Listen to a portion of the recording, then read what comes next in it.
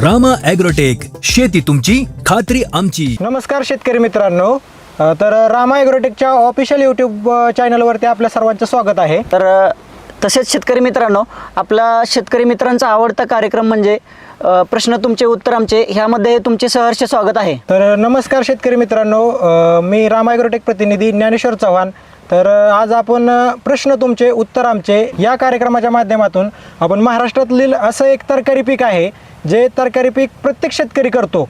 मग अशा पिकाविषयी आज तुम्हाला माहिती सांगणार आहोत. तर शेतकरी मित्रांनो, आपण वांगी या पिकाची लागवडीपासून ते हार्वेस्टिंगपर्यंत पूर्ण माहिती, म्हणजे या एपिसोडमध्ये आपण पूर्ण माहिती सांगणार आहे. प्रश्न तुमचे उत्तर आमचे या कार्यक्रमाचा 22वा एपिसोड आहे आणि वांगी पिकातला हा पहिला एपिसोड आहे. तर शेतकरी मित्रांनो, वांगी हे पीक महाराष्ट्रातील मोठ्या प्रमाणात पिकवले जाणारे महत्त्वाचा भाजीपाला पीक आहे. तर याच्याबद्दल आम्ही संपूर्ण लागवडीपासून ते हार्वेस्टिंगपर्यंत जे काय तुम्हाला म्हणजे माहिती लागत असेल ते आम्ही प्रश्न तुमचे उत्तर आमचे या कार्यक्रमाच्या माध्यमातून आपण मार्गदर्शन करणार आहोत. तर चव्हाण सर, जर शेतकऱ्यांना जर वांगी लागवड करायची असेल तर मग ते वांगी लागवड करण्यासाठी बाबा काय करावं लागेल? बाबा कशी वांगीची लागवड कशी करायची, काय केलं पाहिजे बाबा? त्याच्यासाठी जमीन कुठली पाहिजे, किंवा मातीची निवड कशी, म्हणजे जमिनीची निवड कशी केली पाहिजे, किंवा त्याच्यामध्ये वांग्याच्या जातीची निवड कुठली करायची, हे आपल्या शेतकरी बांधवांना माहिती नाही. मग हे माहिती करू, म्हणजे त्याच्यासाठी आपल्याला काय सोल्युशन आहे? आता त्यासाठी सुरुवातीला सर्वप्रथम काय आहे, कसदार काळी जमीन आपल्याला गरजेची आहे. म्हणजे निचरा होणारी जमीन तर त्याला गरजेचीच आहे. त्याच्यामध्ये आपण जे निवडलेलं आहे, म्हणजे जे रान निवडलेलं आहे, जमीन निवडलेलं आहे, त्याच्यामध्ये आपण नांगरट सुरुवातीला करावी. नांगरट केल्यानंतर जे शेणखत आहे कुजलेलं, म्हणजे जे कुजलेलं नसेल तर कुजवून घेणे आणि कुजवून घेतल्यानंतर त्याच्यामध्ये ते मिक्स करून त्याच्यामध्ये रोटर मारून नंतर आपण सरी तयार करून घेणे. मग ह्याच्यामध्ये तुम्ही लागण तिथनं पुढचा पार्ट राहतो. समजा शेणखत टाकलं जमिनीमध्ये किंवा जमिनीची मशागत करून घेतली. मशागत केल्यानंतर मग आता आपल्याला रोपांची लागवड करायची. आता मग लागवड करत असताना रोपाचं अंतर किती पाहिजे आणि बेडवर लावायचं कसं पहिलं लावायचं का वाप्यामध्ये लावायचं, आता हे कसं लावलं पाहिजे हे शेतकरी बांधवांना आपल्या माहिती नाही. मग हे माहिती करण्यासाठी तुम्ही काय सांगू शकाल त्याच्यावर? आता बेडवरती लागण करायची म्हणलं तर तसं बघायला गेलं तर या म्हणजे वाण भरपूर प्रमाणात आहेत. म्हणजे संकरित वाण आहेत, त्याच्यामध्ये साधे म्हणजे गावरान वाण आहेत. आपल्या वेगवेगळ्या भागानुसार प्रत्येक भागामध्ये वेगळी व्हरायटी चालती. त्यानुसार शेतकरी बांधवांनी आपल्या आपल्या ह्याच्या मार्केटनुसार जातीची निवड केली पाहिजे. मग ते जाती संकरित जर तुम्ही लावायचा प्रयत्न केला तर संकरित लावायची असेल, संकरित जात जर लावायची असेल तर मग त्याच्यामध्ये ते झाडाचा आकार जो असतो ते भरपूर आकारमान राहतं. मग त्याच्यामध्ये तुम्ही सरासरी 90 सेंटीमीटर बाय 90 सेंटीमीटर अशा प्रकारे तुम्ही लागण करू शकता. म्हणजे ते संकरित जात नसेल तर. आणि संकरित जात जर असेल, म्हणजे संकरित वाण जर तुम्ही रोप किंवा बिया जर आणल्या तुम्ही, तर त्या संकरित वाणामध्ये तुम्ही 110 ते 100 ते 110च्या आसपास लागण करू शकता. शेतकरी मित्रांनो, चव्हाण सरांनी सांगितल्याप्रमाणे की बाबा वांग्याची लागवड करताना साधारणतः 2 रोपाच्या मधलं कमीत कमी 3 फूट अंतर पाहिजे आणि 2 बेडच्या मधलं कमीत कमी 7 फूट अंतर पाहिजे, 6 ते 7 फूट अंतर पाहिजे. आणि जमिनीची निवड कशी पाहिजे की बाबा त्याच्यामध्ये तुम्ही जमिनीचा समूह कमीत कमी 6 ते 7 असला पाहिजे आणि तुमचा पाण्याचा pH हा कमीत कमी 6 ते 7 पर्यंत पाहिजे. तर शेतकरी मित्रांनो, की ज्यावेळेस आपण नर्सरीतनं रोप आणतो किंवा तुम्ही काय म्हणजे ट्रेमध्ये रोप असतील रोपं घेऊन येता आणि ज्यावेळेस तुम्ही घरी आणून ठेवता एका ठिकाणी, की त्यावेळेस ती तुम्ही रोपं कशी ठेवली पाहिजेत आणि कुठे ठेवली पाहिजेत, किंवा ते रोप जे तुम्ही ठेवता ते सावलीमध्ये ठेवायचं नाही. नर्सरीमध्ये त्या रोपांची पूर्ण वाढ झाली का, वाढ झालेली असेल तरच पूर्ण रोप आणायचं ते. आणि रोपं आणताना की ते रोग प्रवाहित असावती, म्हणजे त्याच्यावरती कुठला रोगाचा प्रादुर्भाव नसावा किंवा किडीचा प्रादुर्भाव नसावा. आणि तुम्ही आणल्यानंतर रोप हे सूर्यप्रकाशामध्ये ठेवावेत आणि पूर्ण दिवसभर सूर्यप्रकाशामध्ये न ठेवता तुम्ही सकाळचं आणि संध्याकाळच्या सूर्यप्रकाशामध्ये ठेवा. दुपारच्या वेळेस त्याला सावली येईल अशा हिशोबाने ठेवा आणि तुम्ही 2 ते 3 दिवसानंतर रोपांची लागवड केली तरी चालेल. तर चव्हाण साहेब, की इथून पुढचं म्हणजे रोप लागवड करताना मग त्याला काय काय केलं पाहिजे? रोप लागवड करत असताना आपण सुरुवातीला बेड जर तुम्ही बनवले असतील तर त्यात मल्चिंग पण हातरू शकता आणि असं पण डायरेक्ट करू शकता. मग त्याच्यामध्ये समजा तुम्ही बी रोपण जर करायचं म्हणलं, मल्चिंग न टाकता पण आपण लागवड करू करू शकतो. मग समजा तुम्ही जर बी रोपण करायचं म्हणलं किंवा रोप लागण करायची म्हणलं तर बी रोपण केल्यानंतर सरासरी 110 ते 120 दिवस तुम्हाला उत्पादन घेण्यासाठी लागतात आणि रोप लागण केल्यानंतर 60 ते 65 दिवस 70 दिवस तुमचे कळी निघण्यापर्यंत जातात. म्हणजे 2 ते 2.5 महिन्यामध्ये रोप जर लागवड केली तर 2 ते 2.5 महिन्यामध्ये प्लॉट चालू होतो आणि बियाची जर लागवड केली तर साधारण 3-3.5 महिने प्लॉट चालू व्हायला वेळ जातो. चव्हाण सर, आपण वांग्याची माहिती लागवड कशी करायची, काय करायचं बाबा, जमीन कशी निवडायची हे आपण सांगितलं, पण सगळ्यात महत्त्वाचं की हंगाम कुठला पाहिजे, की वांग्याची लागवड करताना कुठल्या हंगामा म्हणजे कुठल्या महिन्यामध्ये लागवड केली पाहिजे? अगदी उत्तम प्रश्न विचारलेला आहे. हा. तर आपण 12 महिन्यात कधीही त्याची लागण करू शकतो. त्याच्यामध्ये 3 तुमचा हंगाम आहेत, खरीप, रब्बी आणि दुसरा उन्हाळी हंगाम असतो. बरं. मग त्याच्यामध्ये तुम्हाला तशा पद्धतीने पाण्याचं नियोजन करावं लागतं. म्हणजे उन्हाळी हंगाम घेतला तर पाणी रिपीट लवकर द्यावं लागतं आणि पावसाळी हंगाम जर घेतला म्हणजे आपण काय म्हणतो खरीप हंगाम, तर त्या खरीप हंगामामध्ये आपल्याला पाणी तुटक तुटक द्यावं लागतं. बरोबर. म्हणजे वांग्याची लागवड आपण वर्षभर करू शकतो. म्हणजे वांग्याला हे भरपूर वर्षभर मागणी राहतेच वांग्याला, की असं की प्रत्येक घरामध्ये आठवड्याच्या बाजारला गेलं तर प्रत्येक जण येताना वांग, एक महत्वाचा मेनू आहे की असं येताना घरी येताना प्रत्येक जण वांग हे घेऊन येतोच. त्यामुळे वर्षभर चालणारा हा वांग्याचं एक पीक आहे. म्हणजे उत्कृष्ट दर्जाचं जर पीक आणायचं म्हणलं तर त्याला दमट आणि उष्ण हवामान त्याला लागतंय. आणि वांग्याचं उत्पादन घेण्यासाठी की बऱ्यापैकी उत्पन्न जर चांगलं पाहिजे असेल तर दमट आणि उष्ण वातावरण जर असेल तर वांग्याचं उत्पादन चांगलं निघतं. तर चव्हाण सर, वांग्याची लागवड पर्यंत आपण आलो, सगळी माहिती दिली, पण आता लागवड केली, पण लागवडीनंतर त्याचं खत व्यवस्थापन आणि रोग व्यवस्थापन कसं केलं पाहिजे, की बाबा त्याचं उत्पन्न वाढण्यासाठी बाबा तुम्ही खत व्यवस्थापन कसं कुठल्या पद्धतीने केलं पाहिजे? आता सरासरी जर आता आपण बघत चाललेलो असेल तर सरासरी आपल्याला क्वालिटीचा उत्पन्न जर पाहिजे असेल तर सगळ्यात महत्त्वाची गोष्ट ऑर्गॅनिककडे लोकांनी वळलं पाहिजे. म्हणजे ऑर्गॅनिकची प्रोडक्ट वापरली पाहिजेत. म्हणजे जैविककडे पण पाहिजे तुमचं, की असं नाही की बाबा तुम्ही रासायनिकच वापरावं असं नाही, की दोन्हीचं तुम्हाला कॉम्बिनेशन जमलं पाहिजे. म्हणजे काही गोष्टी जैविकनी पण काही गोष्टी रासायनिक पण, असं थोडं कॉम्बिनेशन करून तुम्ही करू शकताय. काय अडचण बरोबर. नाही. तर सुरुवातीला आपण रोपांची लागवड करतो. तर रोपांची लागवड करण्यासाठी सुरुवातीला आपला डोस कुठला आहे रामा ॲग्रोटेक कंपनीचा? तर रोपांची लागण केल्यानंतर चव्हाण सर, ज्यावेळेस आपण रोपांची लागण करतो सुरुवातीला, म्हणजे ज्या दिवशी रोप लावल्यानंतर त्याला आपण सुरुवातीला मुळी वाढीसाठी आणि रोप लवकर स्टेज होण्यासाठी आपण खालनं ड्रिपनं आळवणी करू शकतो किंवा ड्रिपनं देऊ शकतो, की रूट मॅजिक आपलं रामा ॲग्रोटेकचं, आणि त्याच्यासोबत स्टीम ग्रो 200 मिली 200 लिटर पाण्यामध्ये मिक्स करून तुम्ही आळवणी करू शकता. शेतकरी मित्रांनो, रोपाची लागण केल्यानंतर ज्यावेळेस आपण पहिले आळवणी करतो की स्टीम ग्रो आणि रूट मॅजिक, हे रूट मॅजिक आणि स्टीम ग्रोची आळवणी केल्यानंतर ह्याचा फायदा काय होतो की आपल्याला रूट मॅजिकनं पांढऱ्या मुळांची वाढ भरपूर होते आणि रोप लवकर स्टेज होते. आणि दुसऱ्या विषय की आपण स्टीम ग्रो जे दिले, स्टीम ग्रो हे काय करते की रोपांना स्टँड लवकर बनवून रोपांना फुटवा आणि वाढ करण्यासाठी लवकर मदत करते ते.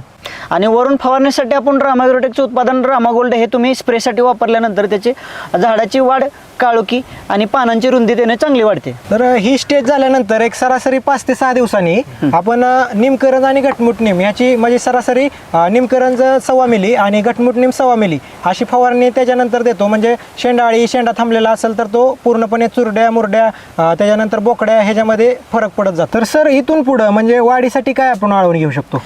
वाढीसाठी रामा ॲग्रोटेकचं नॅनोशक्ती वापरू शकतो, त्याच्यासोबत रूट मॅजिक आणि मायक्रोन्यूटन आपण हे खालनं ड्रिपनं देऊ शकतो. तर सर, ह्या आळवणीचा आपल्याला फायदा काय होणार आहे त्या? तर ह्या आळवणीचा आपल्याला फायदा असा होणार आहे की तुम्ही हे रोपांना आळवणी केल्यानंतर की त्याचा फुटवा होणार आहे जबरदस्त, आणि फुटवा झाल्यानंतर रोपाची वाढ चांगली होऊन ग्रोथ चांगली होणार आहे, फुलकळी लागायला मदत होणार आहे त्याच्यापासून, आणि झाड हे आपलं निरोगी राहणार आहे. तर त्याच्यामध्ये फुटवा होणार आहे आणि पानाची रुंदी वाढवण्यासाठी, ग्रीनरी वाढवण्यासाठी आपण त्याच्यानंतर कुठली फवारणी घेऊ शकतो?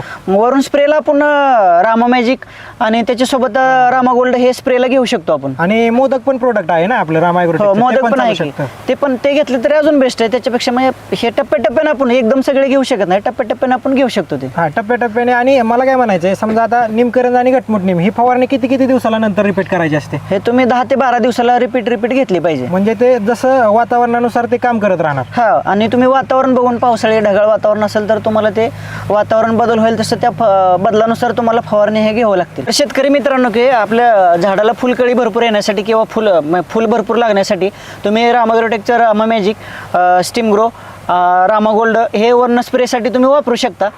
आणि सेटिंग अवस्थेमध्ये तुम्ही रामा गोल्ड आणि सायझर 999 जर ड्रॉपिंग वगैरे होत असेल नॉर्मल तर त्याच्यासाठी तुम्ही सायझर 999 आणि रामा गोल्ड हे तुम्ही स्प्रेसाठी घेऊ शकता. तर शेतकरी मित्रांनो, ह्याचा फायदा तुम्हाला असा होणार आहे की झाडाचं स्टोरेज, कॅनोपी आणि काळोखी इतक्या जास्त प्रमाणात बूस्ट होते की एक नंबर झाडाचे ग्रोथ दिसून येते आपल्याला. हे वापरल्यानंतर की झाड एकदम निरोगी आणि सशक्त आणि झाडाची वाढ चांगली होते हे वापरल्यामुळं. तर झाडामध्ये तुम्हाला अजून भरपूर प्रमाणात ग्रोथ पाहिजे असेल आणि भरपूर प्रमाणात झाडाला असे स्टोरेज एकदम जबरदस्त पाहिजे असेल, काळोखी पाहिजे असेल, तर ह्याच्यामध्ये दमदार प्रोडक्ट आहे बायोसमृद्धी तरकारी स्पेशल. बायोसमृद्धी तरकारी स्पेशल हे जर दिलं तर तुम्ही की झाडाला बुष्ट करते जास्त आणि झाडाची निरोगी वाढ ठेवते आणि झाडाला ताकद स्टोरेज पण भरपूर येते.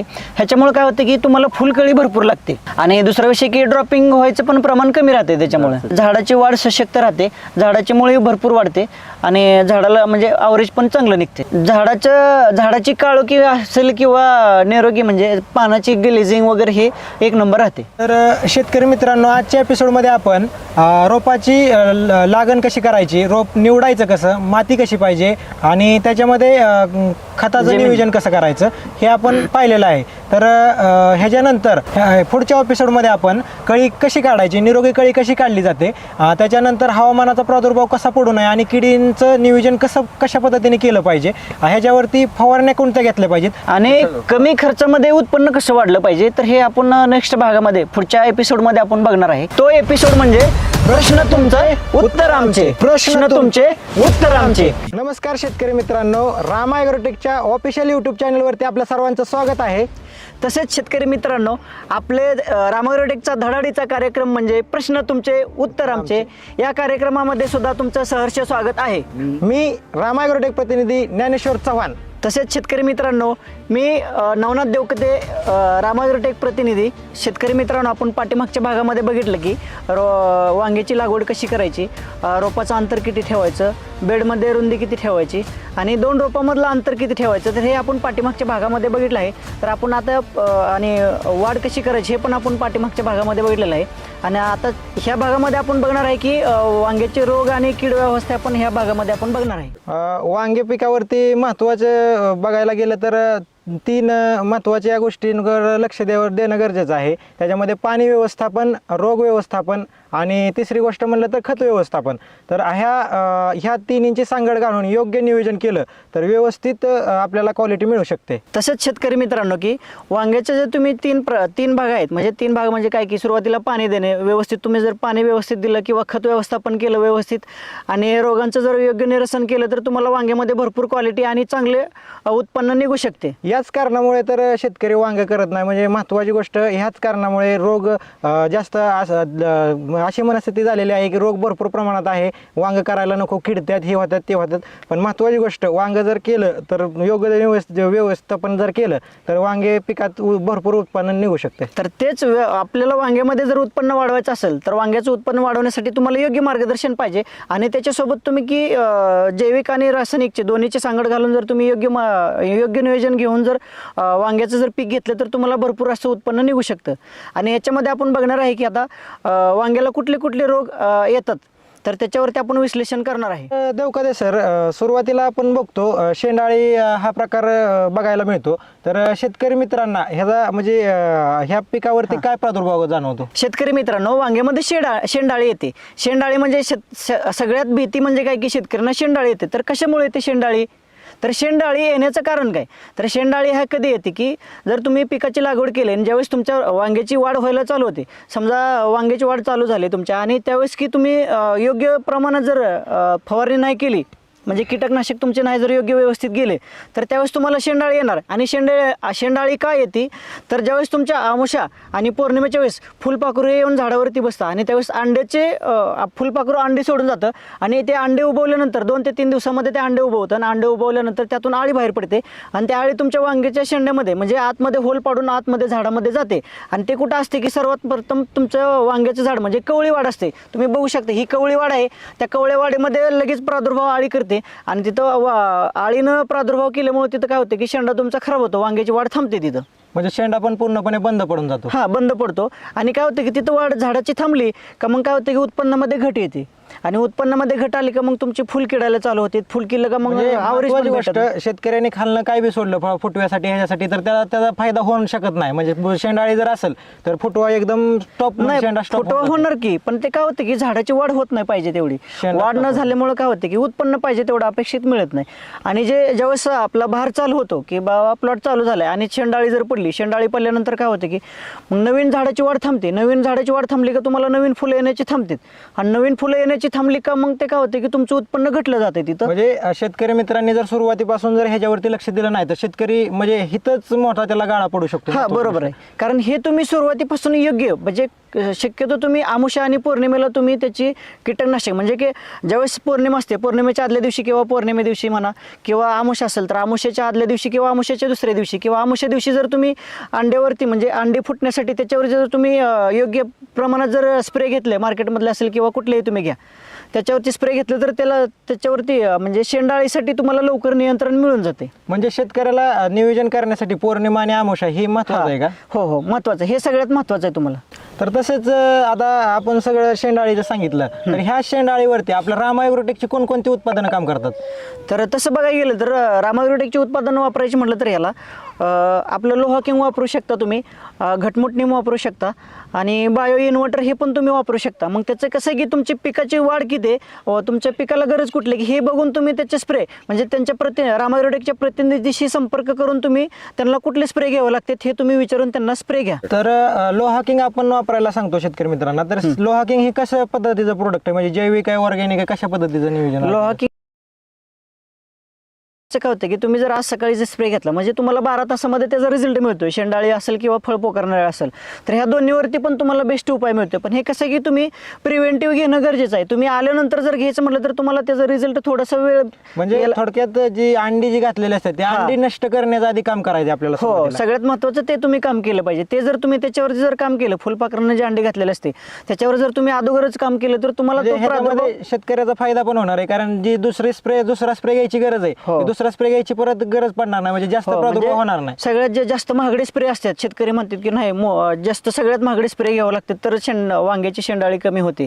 असं काय नाही की तुम्ही महागडे स्प्रे घेतल्यानंतरच वांग्याची शेंडाळी कमी होते, की फक्त तुम्ही येण्या अगोदर जर त्याच्यावरती म्हणून त्यांनी थोडं आधी अगोदर ते थोडंसं कष्ट घेतलं पाहिजे. बरोबर आहे. तर लोहा किंग वापरायला तुम्ही सांगताय, त्याच्या अगोदर जर प्रिव्हेंटिव्ह म्हणून आपल्याला रामा ॲग्रोटेकची प्रोडक्ट काय वापरायची असेल तर ती काय वापरावीत, कशा पद्धतीने वापरावीत?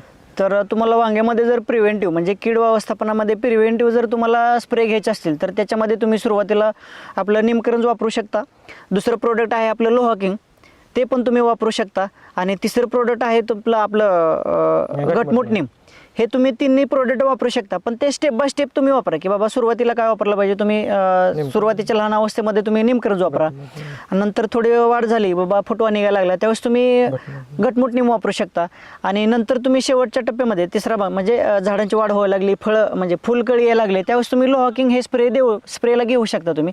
आणि त्याच्यासोबत बायो इन्व्हर्टर हे तुम्ही जर घेतलं तर तुम्हाला पानावरती पिवळे पानं पडणे किंवा पानावरती टिक येते हे पण तुम्हाला त्याच्यावरती पण तुम्हाला रिझल्ट चांगला दिसून येईल. आणि टॉनिकमध्ये म्हणलं तर टॉनिकमध्ये तुम्ही आपलं रामा मॅजिक आहे ते घेऊ शकता, कळीसाठी चांगलं काम करते. तर सर काळोख येण्यासाठी, पानाची रुंदी वाढवण्यासाठी आणि झाड आपलं सशक्त करण्यासाठी, दुसरी गोष्ट तसं बघायला गेलं तर शाखीय वाढ करण्यासाठी आपण ह्याच्यासाठी कोणती फवारणी घेऊ शकता रामा ॲग्रोटेकची? तर शाखीय वाढ म्हणजे की झाडाची वाढ होण्यासाठी फास्ट वाढ किंवा म्हणा किंवा झाडावरती पानावरती चकाकी असेल किंवा ग्लेझिंग असेल हे जर तुम्हाला पाहिजे असेल तर ह्याच्यामध्ये तुम्ही रामा ॲग्रोटेकचा स्टीम ग्रो असेल किंवा रामा गोल्ड आहे ह्याची स्प्रे घेऊ शकता तुम्ही, किंवा मिक्स मायक्रोन्यूटन आहे त्याचं पण स्प्रे घेऊ शकता तुम्ही. आणि दुसरं प्रोडक्ट अजून आहे बेस्ट, त्याच्यापेक्षा बेस्ट चांगलं म्हणजे तुम्ही मोदकचा पण स्प्रेवरनं घेऊ शकता. त्यानं तुम्हाला चमक भरपूर येईल, फुलांची संख्या वाढेल भरपूर आणि कॅनोपी पण पानांची चांगली राहील. तर सर जे आपण हे रामा ॲग्रोटेकची प्रोडक्ट सांगितली, दाढाडीची प्रोडक्ट सांगितली, तर ह्याचं फक्त मला म्हणजे त्याचा काय काय उपयोग होऊ शकतो आणि कशा पद्धतीने त्याची सविस्तर माहिती आम्हाला सांगा.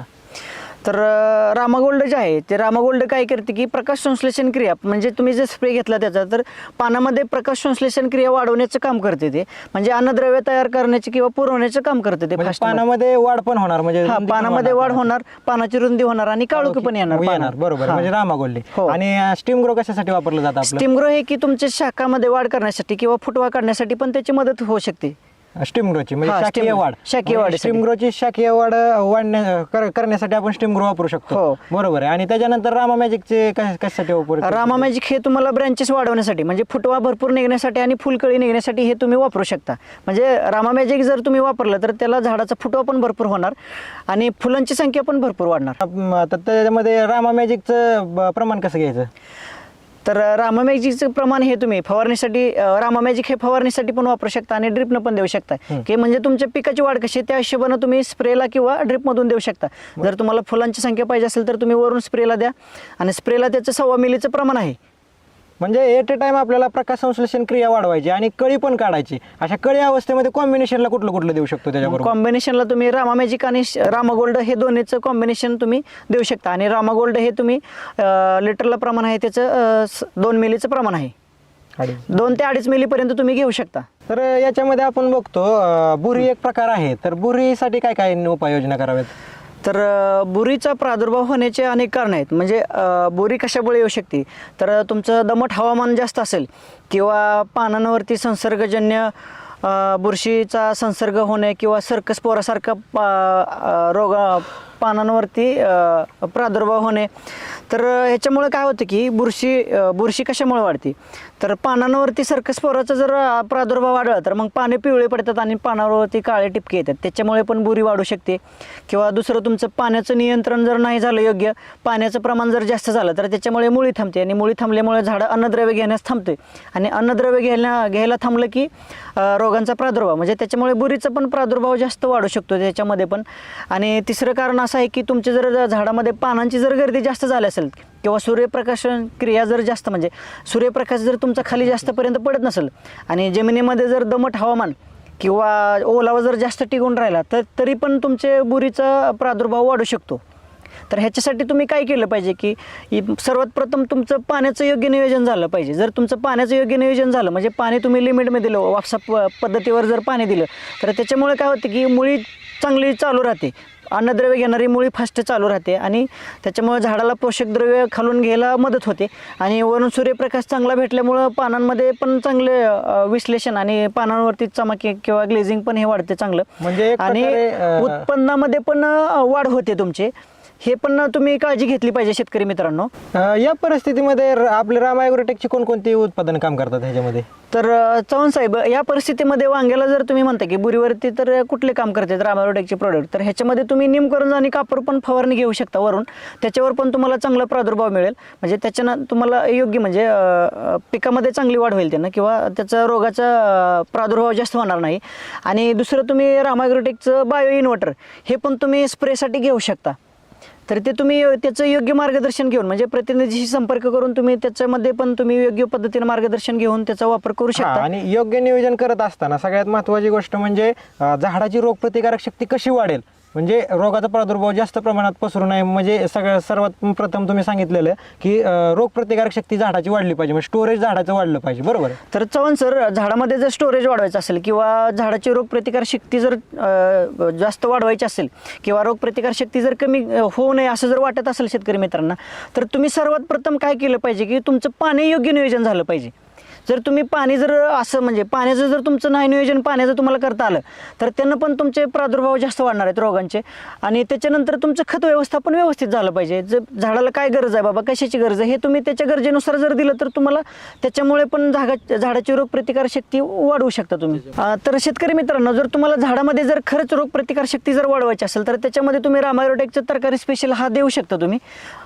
त्याचं एकरी प्रमाण आहे की 5 लिटर हे एकरी ड्रिपनं देऊ शकता तुम्ही आणि त्याच्यासोबत मोदक पण देऊ शकता तुम्ही. तर याच्यामध्ये आपण झाला आता तुमची फवारणी किंवा हे रोगप्रतिकारक शक्ती वाढवणं ही गोष्ट इथपर्यंत आली. ह्याच्या व्यतिरिक्त आपण काय करू शकतो म्हणजे त्याला ट्रॅप लावून असतं बघा मी भरपूर प्रमाणात ऐकलंय बघा ट्रॅप लावणं निळ्या कलरचं पिवळ्या कलरचं. तर त्याचं म्हणजे कीड व्यवस्थापनासाठी म्हणजे कीड व्यवस्थापन म्हणजे की ते निळं चिकट ट्रॅप लावणे किंवा तुम्ही जे म्हणता की पांढरी माशी येणं किंवा मावा येणं तुडतुड येणं मग ह्याचा जर प्रादुर्भाव तुम्हाला कमी करायचा असेल तर त्याच्यासाठी तुम्ही शेतामध्ये पिवळ्या कलरचे चिकट ट्रॅप मिळतात, ते पण तुम्ही लावू शकता.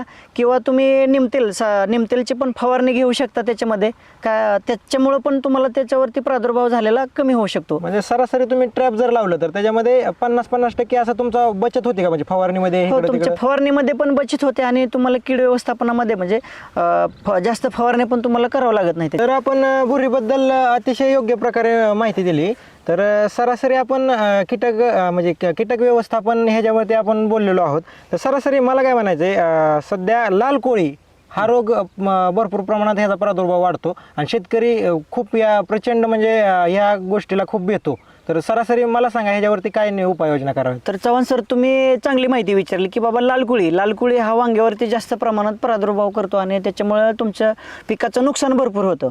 तर मग ह्याच्यासाठी प्रादुर्भाव रोखण्यासाठी तुम्ही काय केलं पाहिजे, तर आणि ह्याचा प्रादुर्भाव कधी होतो, तर शेतकरी मित्रांनो की वांग्यावरती लाल कुळीचा प्रादुर्भाव कधी होतो, तर तुमचं प्लॉटमध्ये दमट वातावरण जास्त किंवा सूर्यप्रकाश जर व्यवस्थित खालीपर्यंत पोचत नसेल तर त्यावेळेस हा लाल कोळीचा प्रादुर्भाव तुमच्या पिकावरती अटॅक होऊ शकतो आणि त्याच्यामुळे तुमच्या पिकाला नुकसान पण पोचतं. मग तर ह्याच्यावरती उपाय काय केले पाहिजे तुम्ही, तर लाल कोळी येऊ नये ह्याच्यासाठी की तुम्ही ज्यावेळेस वातावरणामध्ये बदल होतो त्यावेळेस तुमचं पाण्याचं योग्य नियोजन झालं पाहिजे आणि तुम्ही प्रिव्हेंटिव्ह ज्यावेळेस दमट वातावरण म्हणा किंवा हवेमध्ये म्हणजे वातावरणामध्ये बदल होतो त्यावेळेस तुम्ही प्रिव्हेंटिव्ह स्प्रे घेतले पाहिजे तुम्ही.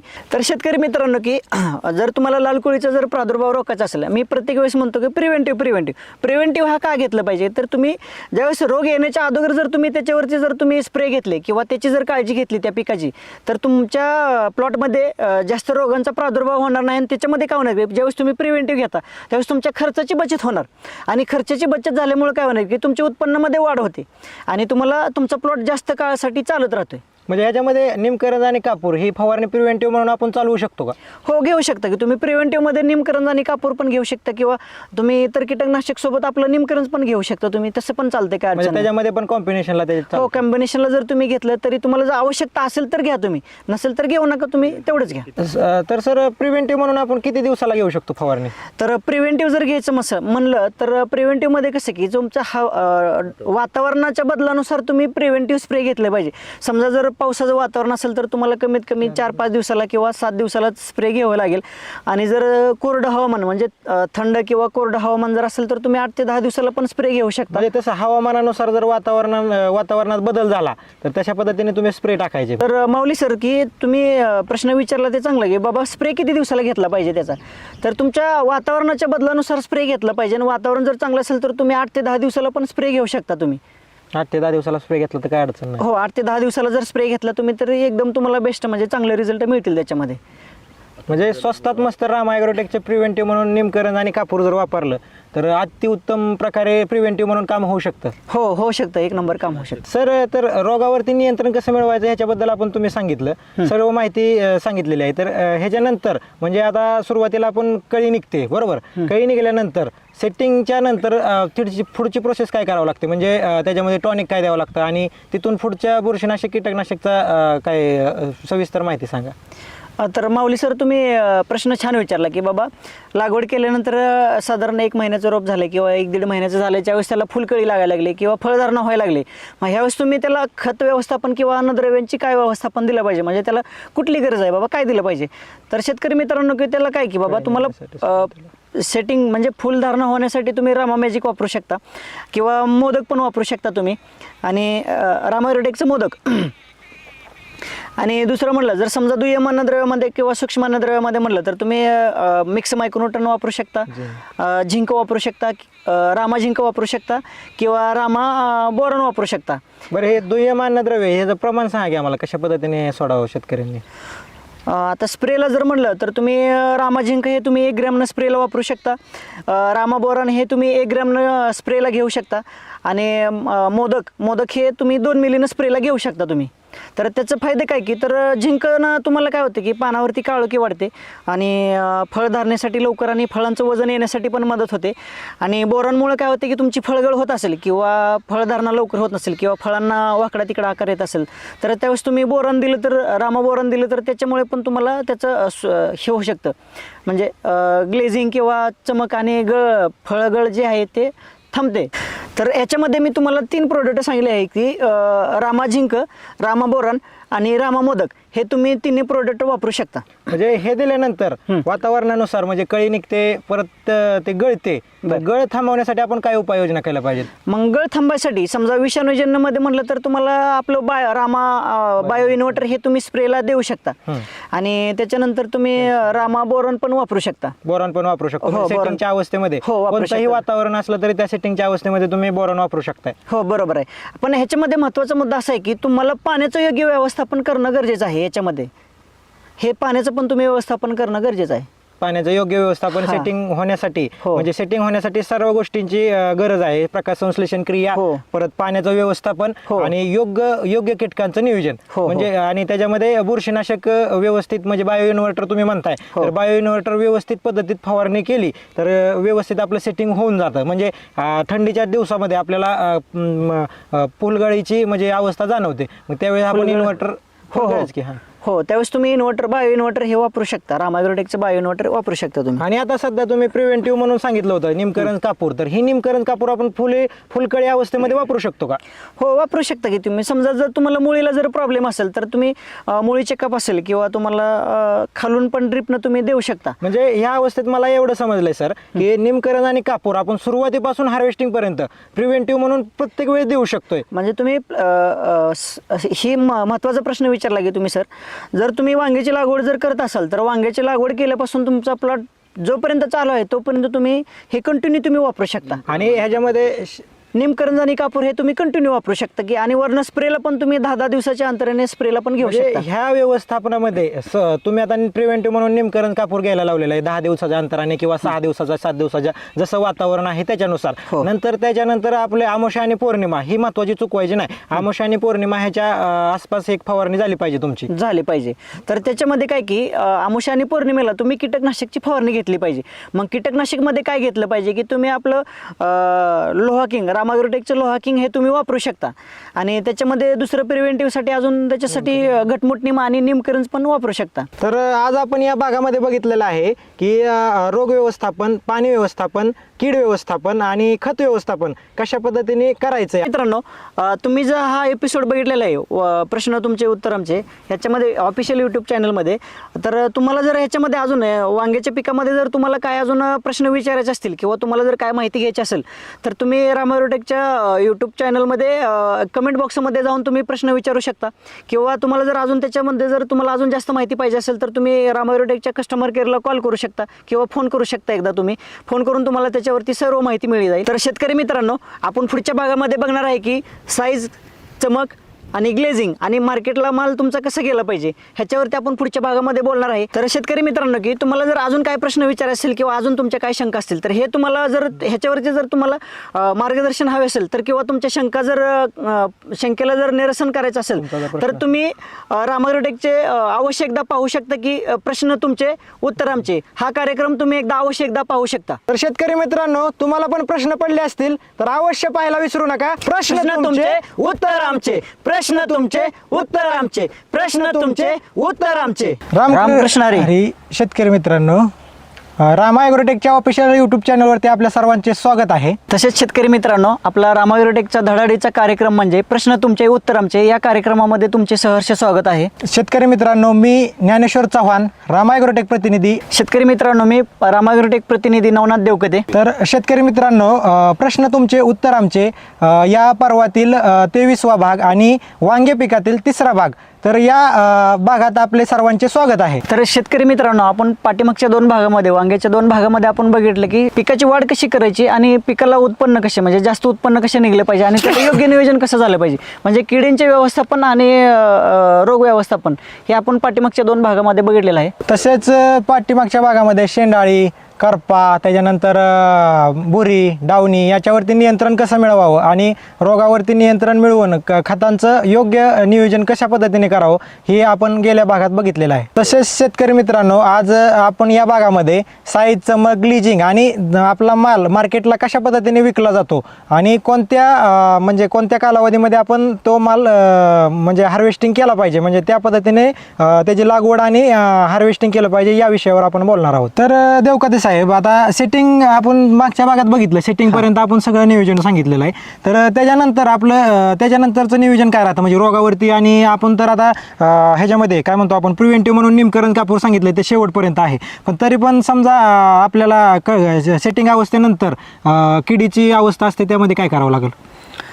तर माऊली सर, तुम्ही प्रश्न हा चांगला विचारला की समजा आता वांग्याचं सेटिंग झालं आहे म्हणून किंवा फुलकळीतनं फळधारणा व्हायला लागले वांग्याच्या, आणि त्याच्यानंतर आपल्याला मार्केटला येऊपर्यंत फळ असं मोठं झालं पाहिजे, त्याला चमक वगैरे अशी ग्लेझिंग शायनिंग मस्त असं आलं पाहिजे.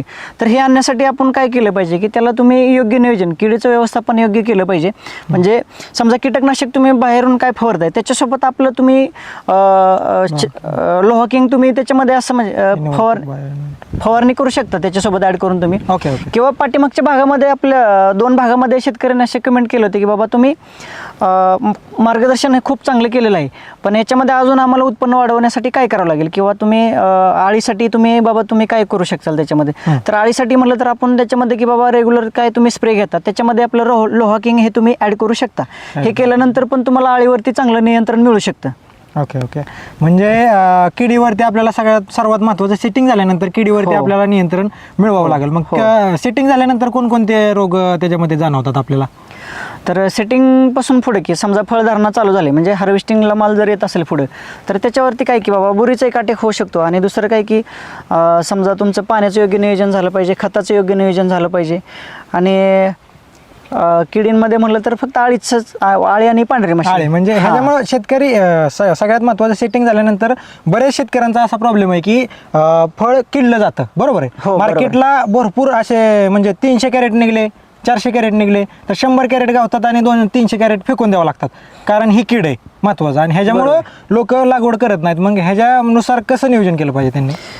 मग हे कसं की तुम्ही वातावरणानुसार तुम्ही स्प्रे घेतले पाहिजेत, की बाबा तुम्ही असं नाही की बाबा तुम्ही 2 दिवसाला स्प्रे मारला पाहिजे, 4 दिवसाला. आता काही शेतकरी म्हणतात की आम्ही साहेब 1 दिवसाला स्प्रे मारतो, कीटकनाशक मारतो, काय मारतो, सगळे भरपूर शेतकरी प्रयोग करतात, पण ते काय होतं की त्यांना रिझल्ट भेटत नाही. तुम्ही काय केलं पाहिजे की बाबा तुमचं वातावरण कसं आहे बाबा, समजा ढगाळ वातावरण असेल तर तुम्हाला किडीचा प्रादुर्भाव हे जास्त आढळणार. मग त्यावेळेस तुम्ही त्याचं योग्य नियंत्रण केलं पाहिजे. मग किडीसाठी तुम्ही काय की बाबा एक मार्केटला जे काय तुम्हाला अवेलेबल होईल त्यानुसार तुम्ही स्प्रे घेतले पाहिजे, किंवा तुम्ही त्याच्यामध्ये प्रिव्हेंटिव्ह म्हणून आपलं रामागिरोटेकचं लोहा किंग पण हे तुम्ही स्प्रेला घेऊ शकता. म्हणजे व्यवस्थित रोगासाठी व्यवस्थित जर व्यवस्थापन केलं तर व्यवस्थित आपलं म्हणजे कलरसाठी आणि ग्लिजिंगसाठी पण फायदा त्याचा होणार आहे. हो, 100% होणार आहे. म्हणजे तोडल्यात 100 कॅरेट आणि माल गेलाय 25 कॅरेट आणि बाकीचा सगळा फेकून द्यावा लागतो, ह्या गोष्टी होणार नाहीत. हो, 100%. ह्याच्यामध्ये काय होणार की तुम्हाला उत्पन्न वाढणार चांगलं. हे जर तुम्हाला किडीचं नियंत्रण करता आलं की बाबा तुम्हाला योग्य वेळी जर योग्य फवारणी जर तुम्ही घेतली तर ते 100% तुम्हाला उत्पादनात वाढ होणार. आणि तुम्हाला जे शेतकऱ्यांना जे किडीचा जे प्रादुर्भाव जास्त आढळतो की समजा की पावसाचं वातावरण असेल किंवा ढगाळ वातावरण जर जास्त असेल तर त्याच्यामध्येच किडीचा प्रादुर्भाव जास्त आढळतो. मग ह्यावेळेस तुम्ही काय केलं पाहिजे की प्रिव्हेंटिव्ह स्प्रे घेतले पाहिजेत. पहा शेतकरी मित्रांनो, तर आपण रोगांवरती नियंत्रण मिळवलं तर ह्याच्यामध्ये ग्लिजिंगचा आणि ह्याचा शायनिंगचा पण फरक, आपल्याला चमकीचा फरक जाणवतो. म्हणजे सर्वात महत्त्वाची गोष्ट आहे वातावरणानुसार आपण व्यवस्थितरित्या फवारणी करणं गरजेचं आहे. तर सर ह्याच्यानंतर आपला विषय राहतो चमक आणि शायनिंग. तर चमक आणि शायनिंग असल्याशिवाय मार्केटला माल घेत नाहीत. म्हणजे सरासरी जर बघायला गेलं तर तुमचा आता मार्केटला जर माल नेला तर ठेवला तर तुमचा वेगळा दिसावा, ह्यासाठी तुम्ही काय सजेशन देताल शेतकऱ्यांना आमच्या? तर तुम्ही खूप छान प्रश्न विचारला माऊली सर. तर शेतकऱ्यांनी पिकवलं, समजा वांग्याचं उत्पादन पिकवलं, पण ते मार्केटला नेल्यानंतर तुमच्या स्थानिक बाजारपेठ असेल किंवा अदर कुठले बाजारपेठ असेल तर ह्या बाजारपेठेमध्ये तुम्ही जर माल तुमचा घेऊन गेला तर इथं तुम्हाला कसं की बाबा तुम्ही माल व्यापारीने बघितल्या क्षणी तुमचा माल जर उचलून नेला तर तुम्हाला त्याचा 2 रुपये रेट चांगला भेटणार आहे. चालू मार्केटपेक्षाही तुम्हाला रेट चांगले मिळणार आहेत. आणि जर तुमच्या मालाला जर ग्लेझिंग नसेल, शायनिंग नसेल, हे समजा हे आता वांग्याचे देठ तुम्ही बघू शकता की कसं दिसते, याला चमक वगैरे कसं आहे, असं जर तुमचा फ्रेश माल असेल तर व्यापारी 100% घेऊन जाणार.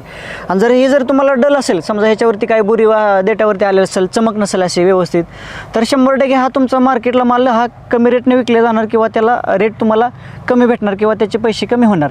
मग हे जर तुम्हाला करायचं असेल तर ह्याच्यामध्ये काय की तुम्ही योग्य नियोजन केलं पाहिजे. बाबा ह्याला स्प्रे कुठला घेतला पाहिजे, बाबा ह्याच्यावर बुरशी येऊ नये म्हणून त्याच्यासाठी तुम्ही योग्य नियोजन केलं पाहिजे. मग त्याच्यामध्ये तुम्ही बाबा प्रिव्हेंटिव्हसाठी म्हटलं तर तुम्ही रामाग्रोटेकचं बायो इन्व्हर्टर हे स्प्रेला घेऊ शकता तुम्ही. ह्याच्यामुळे पण तुम्हाला बुरीसाठी चांगलं नियंत्रण मिळू शकतं. म्हणजे शायनिंग आणि ग्लिजिंगचा मुद्दा जर आपण उचलला तर सेटिंग नंतर तुम्हाला प्रयत्न करावा लागतात शायनिंग ग्लिजिंगसाठी का शेवट केलं तर चालतंय? नाही, हे कसं आहे की आपलं कसं आहे की कंटिन्यू बाबा 1 दिवसाड 2 दिवसाड 3 दिवसाड हे प्लॉटचं हार्वेस्टिंग असं चालू राहतं. हे की बाबा असं नाही की बाबा पीक की तुम्ही 4 दिवसातनं 5 दिवसातनं एकदा हार्वेस्टिंग करू शकता, असं नाही. तुम्हाला 1 दिवसाड 2 दिवसाड याचा तोडा करावा लागतो. ह्यामुळे कसं आहे की ह्याला कंटिन्यू तुमचं प्रिव्हेंटिव्हमध्ये सगळे स्प्रे गेले पाहिजेत. म्हणजे सर्वात महत्त्वाचं स्प्रेवर सगळ्यांनी लक्ष देणं गरजेचं आहे आणि हवामानाचा अंदाज बघून सर्व स्प्रे घेणे गरजेचं आहे. म्हणजे टाइम टू टाइम वातावरण खराब झालं की आपला स्प्रे पडलाच पाहिजे, प्रिव्हेंटिव्ह म्हणून पडलंच पाहिजे, काय विषय नाही. हो, बरोबर आहे. तर सर सेटिंग झाल्यानंतर आपलं जे फळ वाकडं होतं बघा, तर त्याला काय कारण आहे आणि त्याला म्हणजे कोणतं रोग आहेत आणि त्याला कशा प्रकारची फवारणी झाली पाहिजे? वांगे सेटिंग झाल्यानंतर बाबा फळधारणा होत असताना बाबा फुलकळीतनं फळाकडे अवस्था होत असेल, म्हणजे फळधारणेकडे जर ज्यावेळेस फळ चालू होतं, म्हणजे असं वांग तयार व्हायला चालू होतं, मग त्यावेळेस काय होतं की असं हे वांग्याचं फळ आहे ते थोडंसं नॉर्मल असं वाकडं व्हायला चालू होतं. मग त्याचं कारण काय की तुम्हाला जर पांढऱ्या माशीचा प्रादुर्भाव असेल प्लॉटमध्ये तुमच्या, तर त्याच्यामुळे पण होऊ शकतं, किंवा त्याच्यावर तुम्हाला थ्रिप्स असेल तर थ्रिप्समुळे पण ते तुम्हाला फळ असं वाकडं बघायला भेटणार. मग ह्याच्यावरती तुम्ही नियंत्रण काय केलं पाहिजे की तुम्हाला मग योग्य प्रमाणात, म्हणजे तुम्ही बाबा कंपल्सरी बाबा तुमच्या प्लॉटमध्ये किडींवरती, थ्रिप्सवरती किंवा पांढरी माशी असेल ह्याच्यावरती तुम्ही योग्य नियंत्रण केलं पाहिजे. मग ह्याच्यासाठी काय की तुम्ही मार्केटला तुम्हाला स्प्रे मिळते, तुम्हाला मार्केटला भेटू शकतात. मग ह्याच्यासोबत तुम्ही काय करू शकता की बाबा रामायरोटेकचं तुम्ही प्रिव्हेंटिव्ह म्हणून आपलं निमकरंज घेऊ शकता किंवा लोहाकिंग, ह्या दोन्हीचं कुठलं पण स्प्रे तुम्ही आलटून पलटून घेऊ शकता. वाकडं जे फळ होतं ते काय मार्केटला पण जात नाही, काय नाही, फेकून द्यावं लागतं. हो, बरोबर. हां, बरोबर. तर सर सेटिंगच्या पुढं आपण गेलेलो, म्हणजे सरासरी सेटिंग झाल्यानंतर मग त्याच्यानंतर आपलं जे रोगाचं नियंत्रण तर झालं, म्हणजे तुम्ही सांगितल्याप्रमाणे व्यवस्थित फवारण्या घेतल्या, कीटकनाशक बुरशीनाशक तुमच्या पद्धतीने जे मार्केटला मिळतं त्या तुमच्या पद्धतीने तुम्ही घेतलं, त्यानंतर त्याच्याबरोबर आपण लोहाकिंग पण वापरू शकतो असं म्हणताय. तर ह्याच्यानंतर शायनिंग आणि ग्लिजिंगसाठी आपण काय करावं लागेल, म्हणजे त्याला काय म्हणतो आपण डाग येऊ नये ह्याच्यासाठी काय करावं लागेल? आता खूप छान सर, माऊली सर तुम्ही विचारले की बाबा फळांना शायनिंग आलं पाहिजे, ग्लिझिंग अशी चमक वगैरे दिसली पाहिजे. तर मग हे तुम्हाला चमक वगैरे ग्लिझिंग जर पाहिजे असेल तर हे काय की तुम्ही बाबा तुमचं पाण्याचं योग्य नियोजन झालं पाहिजे. दुसरा विषय तुमचं खताचं व्यवस्थापन योग्य झालं पाहिजे. आणि तिसरा भाग म्हणजे तुम्ही फवारणीसाठी, म्हणजे समजा वातावरण जसं चेंज होईल, वातावरणाच्या चेंजेसनुसार तुम्हाला वर्ण बुरशीनाशक म्हणा किंवा कीटकनाशक काय असतील ते तुम्हाला प्रिव्हेंटिव्हमध्ये तुम्ही स्प्रे घेऊ शकता. म्हणजे मला काय विचारायचं होतं, ही जर समजा आपण मार्केटला सेलिंग करायला जाणार आहे माल, त्यावेळेस जी ग्लिजिंग शायनिंग येते बरोबर, तर ही जैविकमुळं येते जास्त, तुमचा अनुभव काय आहे की म्हणजे जैविकमुळं जास्त जाणवते का रासायनिकमुळं, म्हणजे कसं शायनिंगच्या बाबतीत काय बोलताल तुम्ही? हां, आता विषय कसं की आता तुमची जमीन कशी आहे किंवा काय तुमच्या जमिनीचा पोत कसा आहे, आणि बऱ्यापैकी शेतकऱ्यांनी काय केलं की पाहिजे की तुम्ही जैविककडे जास्त कल दिला पाहिजे. आणि जैविकमुळं काय होते की तुमच्या जमिनीचा पोत चांगला राहतो. बरोबर. आणि जमिनीचा पोत चांगला राहिल्यामुळे काय होतं की तुम्हाला पीक जास्त कालावधीपर्यंत फळ देऊ शकते, म्हणजे तुम्हाला उत्पन्न काढून देऊ शकते. आणि हे जर तुम्ही रासायनिक जर वापरू शकत असाल, जर रासायनिकमुळे काय होते की तुम्हाला उत्पन्न मिळतं, पण ते कसं की तात्पुरतं मिळतं, तुम्हाला कायमस्वरूपीचं मिळत नाही. क्वालिटी तुम्हाला कसं की तुमची क्वालिटी तुम्हाला एकदा चांगली भेटू शकते किंवा दुसऱ्या वेळेस तुम्हाला खराब पण भेटू शकते. हे तुमचं कसं की तुमच्या जमिनीवरती, जमिनीचा पोत कसा ह्याच्यावरती अवलंबून आहे. मग ह्याला तुम्ही काय केलं पाहिजे की समजा तुम्ही रासायनिक जर वापरत असाल तर रासायनिक सोबत तुम्ही जैविकची किंवा सेंद्रियची तुम्ही त्याला साथ दिली पाहिजे किंवा जोड दिली पाहिजे, म्हणजे तरच पुढच्या काळात शेती टिकेल. हो, म्हणजे रासायनिक बरोबर जर जैविकची जोड असेल तर 100% पुढे शेती टिकेल, हे असं तुमचं म्हणणं आहे? 100% बरोबर. म्हणजे जैविककडे कल जास्त शेतकऱ्यांचा पाहिजे. सगळ्यात महत्त्वाची गोष्ट वांग ही पीक, महत्त्वाची गोष्ट जे आपले कार्यक्रम असतात, लगनसराई असते, त्याच्यानंतर बाकीचे कार्यक्रम असतात, त्याच्यामध्ये वापरले जातात, म्हणजे वांग्याची भाजी भरपूर प्रमाणात वापरली जाते. तर त्या कालावधीमध्ये बरोबर माऊली सर, तुम्ही जे सांगताय ते बरोबर आहे बाबा. समजा वांग्याला मार्केट कधी असते, तुमचं म्हणणं बरोबर आहे. आता हे कसं आहे की वांग्याचं उत्पादन हे वर्षभर तुम्ही घेऊ शकता, आणि वांग्याला मार्केट कधी राहते की बाबा वांग्याला वर्षभर पण मार्केट राहू शकतं. मग त्याच्यामध्ये काय थोडे सिजनेबल असतात. मग हे तुमच्या स्थानिक परिस्थितीवरचं मार्केट काय बाबा, काही भागामध्ये देशी व्हरायट्या चालतात, काय भागामध्ये हायब्रिड. मग हे तुमचं स्थानिक लेवलचं मार्केट काय, ह्या हिशोबानं तुम्ही वांग्याची व्हरायटी निवडून त्या हिशोबानं तुम्ही लागवड करू शकता. आणि दुसरा विषय म्हटलं तरी समजा तुम्हाला वांग्याचा रेट पाहिजे असेल तर मग हे कसं की समजा नोव्हेंबर डिसेंबरपासून पुढं समजा लग्न सराई चालू होते. मग ह्याच्यामध्ये कसं आहे की कंटिन्यू म्हणजे प्रत्येक घरामध्ये वांग्याची भाजी ही केली जाते. मग हे वांग्याची भाजी म्हणजे प्रत्येक घरामध्ये आठवड्यातनं एकदा का होईना पण वांग्याची भाजी असते. त्यामुळे कंपल्सरी वांग्याच्या भाजी म्हणजे वांग्यासाठी प्रत्येक आठवड्याला मागणी ही राहतेच कंपल्सरी. त्यामुळे असं नाही की बाबा तुम्हाला मार्केटला अडचण येते किंवा मग तुमचा माल कुठं गेला नंतर म्हणजे खपेल किंवा काय होईल. ही कसं आहे की तुमच्या स्थानिक लेवलची बाजारपेठ काय आहे, ह्या हिशोबाने तुम्ही ते वाण निवडू शकता. तर भारतामध्ये भरपूर लागवड केल्या जातात. तर शेतकऱ्यांनी कशा पद्धतीने लागवड केली पाहिजे, कोणता वाणाचं नियोजन केलं पाहिजे त्यांनी तसं? तर माऊली सर तुम्ही बरोबर म्हणजे प्रश्न विचारला की तर शेतकरी मित्रांनो की आपण वांग्याचे म्हणजे आपल्या भारतामध्ये किंवा आपल्या महाराष्ट्रामध्ये वांगे कुठले पिकवले जातात की पांढरा वांगा असेल, हिरवा वांगा असेल किंवा काळं वांगा असेल किंवा ह्याच्यामध्ये काय की बाबा ह्याच्यामध्ये व्हरायटी आहेत. म्हणजे सगळ्यात जास्त महाराष्ट्रामध्ये म्हटलं तर तुम्ही कुठलं की पांढरं वांगा असेल, हिरवं वांगा असेल, काळं वांगा असेल, ह्या 3-4 व्हरायटी चांगल्या म्हणजे महाराष्ट्रामध्ये फेमस आहेत. मग हे वांगं कसं आहे की समजा हिरवं वांगं असेल ते थोडंसं गोलाकार राहतं, भाजीसाठी बेस्ट मानलं जातं. किंवा काळं वांगं आहे ते लांब येतं किंवा मोठं गोल येतं, हे भारतासाठी वापरलं जातं, फेमस आहे वांगं ते. मग ह्याच्यामध्ये तुम्ही तुमच्या म्हणजे तुमच्या स्थानिक बाजारपेठेवरती कुठलं जास्त चालतात ह्याच्यावरती तुम्ही हे वाण निवडून तुम्ही लागवडी करू शकता आणि त्याच्यानुसार तुम्ही तुम्हाला जसं पाहिजे त्या पद्धतीनं तुम्ही उत्पादन घेऊ शकता. आणि समजा तुम्हाला जर आणि हे तुम्ही समजा लागवडी केली आणि ह्याच्यामध्ये तुम्हाला जर समजा साईज पाहिजे असेल किंवा आता समजा भरताचं वांग असेल त्याच्यासाठी मोठी साईज लागते. मग हे तुम्ही साईज आणण्यासाठी तुम्ही मार्केटला रेग्युलर तुम्ही प्रोडक्ट वापरता. मग त्याच्यासोबत तुम्ही काय करू शकता की बाबा आपलं रामाग्रोटेकचं बायोसृष्टी आहे हे जर तुम्ही त्याच्यासोबत जर दिलं तुम्हाला साईज 1 नंबर भेटू शकते. त्याच्यामुळे ग्लेझिंग चांगली येते आणि चमक पण चांगली राहते आणि मार्केटला तुमचा 1 नंबर क्वालिटीनं माल विकला जाऊ शकतो. म्हणजे एवढं सगळं केल्यानंतर व्यवस्थित म्हणजे त्यांचं मार्केटला उत्पादन निघू शकते काय अडचण नाही. म्हणजे अशा पद्धतीने जर जैविक आणि रासायनिकची सांगड घालत व्यवस्थित जर नियोजन केलं तर व्यवस्थित आपण त्यांना म्हणजे आपण काय म्हणतो रासायनिकला बघायला द्यायची खरं म्हणलं तर. पण एक 50-50% किंवा 80-20चा फॉर्म्युला जर वापरून जर आपण व्यवस्थित जर रित्या नियोजन केलं तर ग्लेजिंग, शायनिंग आणि साईजला 1 नंबर जर रिझल्ट जैविकमध्ये मिळतोय म्हणजे सरासरी. पण विषय काय झाला की आज मार्केटला सगळे रासायनिक पर्यंत आले आज की बाबा आता पूर्वीच्या काळी बघितलं तर रासायनिक नव्हते. जर आपल्या आजोबांच्या किंवा पंजोबांच्या काळामध्ये बघितलं तर ते युरिया म्हणजे काय माहित नव्हतं. पण आता कसं झालं की पाठीमागच्या 50 वर्षापासून हे युरिया म्हणा किंवा रासायनिक खत असतील हे भरपूर प्रमाणात शेतकऱ्यांनी वापरायला चालू केलेत. आणि शेतकऱ्यांचं एक झालं की असं म्हणणं झालं की बाबा रासायनिक वापरल्याशिवाय शेती येऊच शकत नाही. पण हे कसं झालं की त्यांना म्हणजे त्यांच्या मनामध्ये हे झालेलं एक गैरसमज झालेला आहे त्यांचा. बरोबर. मग हे कसं की बाबा हे आता आपल्याला हे सांगणं म्हणजे थोडंसं क्रिटिकली वाटतं की बाबा ह्याच्यासोबत तुम्ही जैविक आणि रासायनिक दोन्हीची सांगड घातली तर तुम्हाला अजून चांगला बेस्ट रिझल्ट येऊ शकतो. ओके. मग हे तुम्ही नुसतं 100% रासायनिक पण वापरू नका किंवा असं नाही की बाबा तुम्ही सगळंच नॅचरली करू शकता. मग दोन्हीची सांगड घालून तुम्हाला एकदम चांगलं उत्पादन पद्धतीने घेऊ शकता. हो. तर गेले आपले 2 भाग झालेले आहेत त्याच्यामध्ये भरपूर कमेंट आलेले आहेत.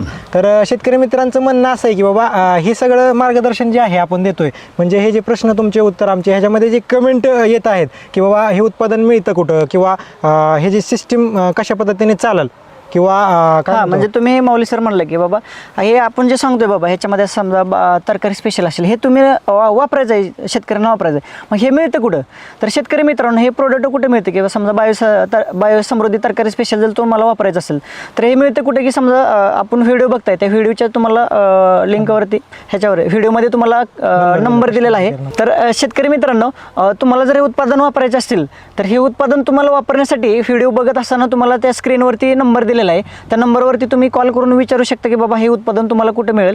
तर तुम्हाला ह्या कॉलवरती नंबर दिलेल्या नंबरवरती जर कॉल केला तर तुम्हाला तुमच्या भागामध्ये कुठे उत्पादन मिळते हे तुम्हाला त्याची माहिती मिळेल. म्हणजे कस्टमर केअर नंबरवरती कॉल केल्यानंतर मटेरियल कुठं भेटेल ती सांगताल का? हो 100% तुम्हाला भेटून जाईल. ओके. आणि तुमचा म्हणजे राम ॲग्रोटेकचा आपला माणूस तिथं जाऊन त्यांचं मार्गदर्शन करणार? हो. जे कोणत्या तुमच्या भागामध्ये कोण प्रतिनिधी असेल कंपनीचा तो प्रतिनिधी तुमच्या बांधावरती येऊन तुम्हाला मार्गदर्शन करेल. तर वांगी पीक व्यवस्थापन करत असताना शेतकरी मित्रांना कोणता प्रॉब्लेम येत असेल? माऊली सर तुम्हाला असं म्हणायचं की शेतकरी मित्रांना जर काय अडचणी असतील तुमच्या वांगी पिकामध्ये जर काय अडचणी असतील तर हे तुम्हाला अडचणीवर सोल्युशन पाहिजे असेल किंवा मार्गदर्शन जर पाहिजे असेल तर तुम्ही अवश्य एकदा खाली स्क्रिप्टमध्ये दिलेल्या नंबरवरती कॉल करू शकता किंवा राम ॲग्रोटेकच्या कस्टमर केअरला तुम्ही एकदा कॉल करू शकता किंवा राम ॲग्रोटेकच्या प्रतिनिधीशी संपर्क करून तुम्हाला योग्य ते मार्गदर्शन मार्गदर्शन तुम्हाला भेटलं जाईल आणि कमेंट बॉक्समध्ये कमेंट पण करू शकता. तर शेतकरी मित्रांनो, वांग्याच्या लागवडीपासून ते हार्वेस्टिंगपर्यंत रामाविरोटेकची सर्व उत्पादने हे तुमच्या साथीला म्हणजे आहेत. म्हणजे ते जर तुम्ही यूज केले तर किंवा वापरले तर त्याच्यापासून तुम्हाला उत्पन्न हे चांगलं मिळू शकतं. तर तुम्ही हाच प्लॉट बघू शकता. आता माझ्या डोक्याच्या वर चाललेला आहे. जबरदस्त असा रिझल्ट आहे. रामा ॲग्रोटेकची उत्पादनं खरंच एक नंबर आहेत. जैविक एकदा वापरून बघा.